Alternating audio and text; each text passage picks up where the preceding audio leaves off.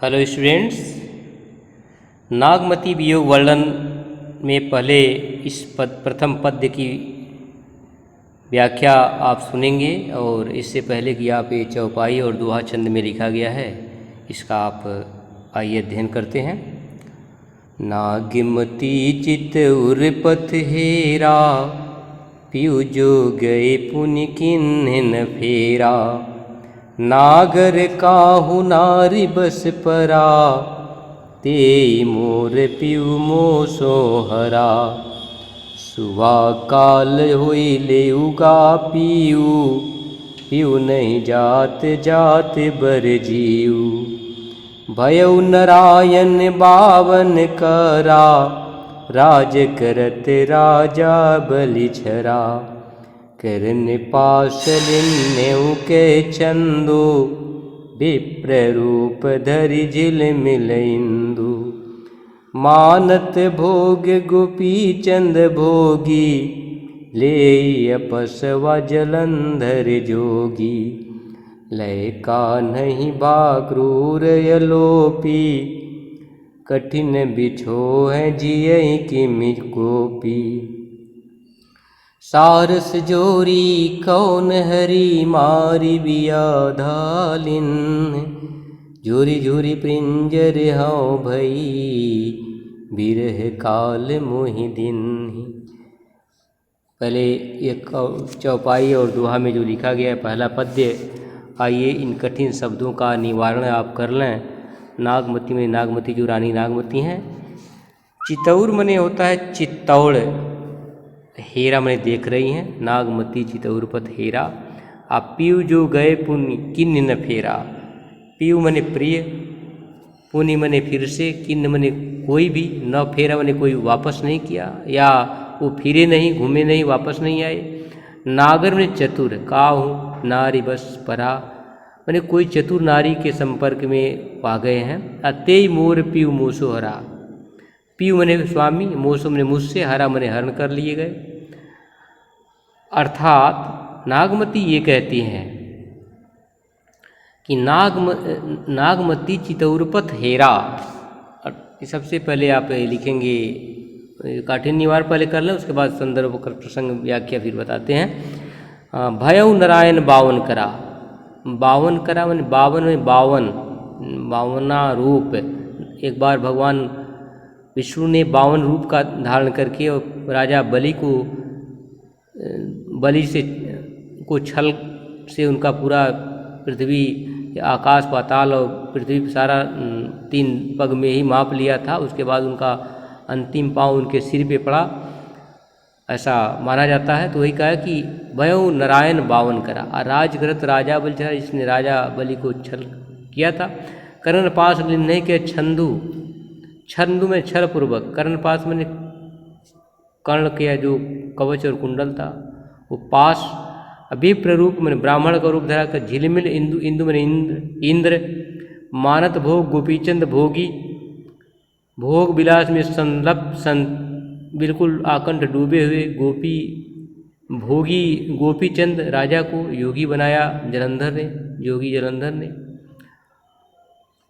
अपस्व मने होता है चला गया, जो योगी जलंधर के साथ ही चला गया।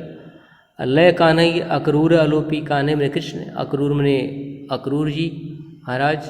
कठिन बिछो मने कठिन विक्षोभ, वियोग का दर्द इनको झेलना पड़ा, कठिन पीड़ा सहनी पड़ी वियोग की गोपिकाओं को, यही इसमें बताया। सारस जोड़ी कौन, सारस में सारस की जोड़ी, सारस पक्षी की जोड़ी। मार बियाधा ने बहे लिया। तो आप पूरा का पूरा झुंझुर पिंजर, पिंजर हाँ भाई, झुरझुर पुंजर है विरह काल मोहिदीन, विरह रूपी काल ने मुझे इस प्रकार से बिल्कुल जर्जर बना दिया है। ऐसा आप लिखेंगे। सबसे पहले इसमें संदर्भ, तो संदर्भ में लिखेंगे कि प्रस्तुत पंक्तियाँ सूफी कवि मलिक मोहम्मद जायसी द्वारा रचित पद्मावत नामक महाकाव्य के नागमती वियोग खंड से ली गई है। इस अंश को हमारी पाठ्य पुस्तक का व्यंजन में संग्रहित किया गया है। और प्रसंग में लिखेंगे कि चित्तौड़ का राजा रतन सेन सिंघल देव की राजकुमारी पद्मावती के सौंदर्य का वर्णन उसका वृतांत हीरामन तोते से सुनकर उस पर आसक्त हो गया और उसे प्राप्त करने के लिए सिंघल द्वीप चला गया। उसके वियोग में उसकी पत्नी नागमती के वियोग का व्यथा का अनुभव करने लगी। उसके वियोग का ही दशा का वर्णन है इस पद्यावतरण में। उसके वियोग दशा का रानी नागमती के वियोग का बहुत ही मार्मिक वर्णन किया गया है। आप ऐसा लिख लेंगे। फिर आप व्याख्या लिखेंगे नागमती चितौर पथेरा से लेकर के और इस दोहा जो है मोहिद्दीन तक। इसका यह लिखेंगे कि रानी नागमती चित्तौड़ के मार्ग पर लगातार टकटकी लगाए हुए अपने पति राजा रतन सेन के लौटने की प्रतीक्षा कर रही है। पता है ना कि नागमती चितौर पथेरा पीयू सो गए पुण्य किन्नी न फेरा, फिर वापस नहीं आया और ये बेचारी तभी बिल्कुल प्रतीक्षारत है, प्रतीक्षा कर रही है और सोच रही है कि मेरे प्रियतम ऐसे गए कि फिर लौटकर नहीं आए। प्रतीक्षा तो कर रही है लेकिन पुण्य किन्नी न फेरा, मैंने फिर वापस नहीं आया। ऐसा प्रतीत होता है कि मेरे चतुर प्रिय किसी नारी के वशीभूत हो गए हैं और उसने मेरा प्रिय मुझसे छीन लिया है। बताया ना, नागर काहू नारी वश में पड़ा अतेव मोर पी मोसो हरा। वह हीरामन तोता तो मेरे लिए काल बन करके आया। कहा कि सुआ काल, सुआ वही तोता, सुआ काल हुई लेउगा पीऊ, मैंने जो काल बनकर आया था उसने मेरे प्रिय को ले गया, मेरे प्रियतम को ले गया। अब पीऊ नहीं जात जात बर जीव।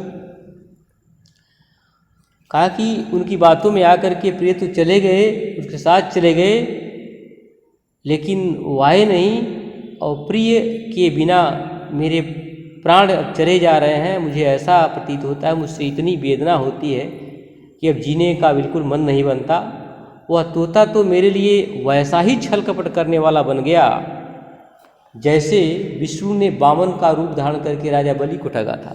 कहा कि भयउ नारायण बामन करा राज करत राजा बल छरा, मैंने जैसे राजा बलि को ठगा था। इंद्र ने भी विप्र रूप धारण करके महादानी कर्ण से उसके कवच कुंडल प्राप्त कर लिए थे। कहा है ना कि भयउ नारायण बावन करा राजकृत बाला राजा बल छरा। अब करण पास लिन्हे के छंदु अभिप्र रूप धर हिरमिलिंदु, ब्राह्मण का रूप बनाकर इसे इंद्र ने कर्ण पास दानवीर कर्ण से दिया था। कहा है कि जैसे उससे कवच कुंडल प्राप्त कर लिया था। यही नहीं गोपी चंद, आगे आगे देखिए इसमें मानत भोग गोपी चंद भोगी ले ये पसवा जलंधर जोगी। यही नहीं गोपीचंद भोगी से योगी बन गए थे जब उन्हें जलंधर नाथ अपने साथ लेकर चले गए थे। छल की ये परंपराएं यहाँ चलती ही रहती हैं। क्यों? इसमें बताया कि छल की परंपरा इसलिए यह सोच रही है नागमती कि यह परंपरा इसलिए चलती है, फिर से दृष्टांत देती है कि मानत भोग लय का नहीं भा अक्रूर लोपी कठिन बिछो जिये कि गोपी। मैंने छल की ये परंपरा इस प्रकार चलती है कि गोपियों को भी इसका कठिन वियोग सहना पड़ा, कृष्ण का कठिन वियोग सहना पड़ा था। श्री कृष्ण ने उनके साथ भी छल किया था, वो छल पूर्वक मथुरा चले गए और जब गए मथुरा तो फिर वापस आए नहीं, जिससे गोपियों को भी उनका कठिन वियोग सहना पड़ा था और उनका जीना कठिन हो गया था। नागमती कहती है कि सारस जोरी कौन झरी मारी बिया धालिन, यानी जैसे बहेलिया सारस की जोड़ी में से किसी एक को मार डालता है बियाधव ने बहेलिया, अब तो दूसरा भी जीवित नहीं रहता। मैंने सारस की जोड़ी में ऐसा है कि अगर एक को मार दिया था दूसरा अपने आप प्राण उत्कर्ष कर देता है, जी नहीं पाता उसके वियोग में। तो यह है कि जिस प्रकार सारस की जोड़ी को बहेलिया मार देता है और दूसरा उसके बिना जीवित नहीं रहता, ठीक यही स्थिति मेरी भी हो रही है, क्योंकि मैं अपने प्रिय से बिछुड़ गई हूँ और अब जीवित हो पाना मेरे लिए कठिन हो रहा है। क्यों? झुरी झुरी पिंजर हाँ भाई बिल्कुल कमज़ोर हो गई हूँ। विरह काल मोहिदीन, इस प्रकार से विरह रूपी काल ने मुझे जर्जर कमज़ोर बना दिया है। अब इसका काव्य सौंदर्य लिखेंगे। काव्य सौंदर्य में लिखेंगे कि नागमती का विरह वर्णन हिंदी की बिल्कुल अनुपम निधि है, हिंदी साहित्य की अनुपम निधि है और वियोग श्रृंगार का बड़ा ही मार्मिक वर्णन इन पंक्तियों के माध्यम से किया गया है।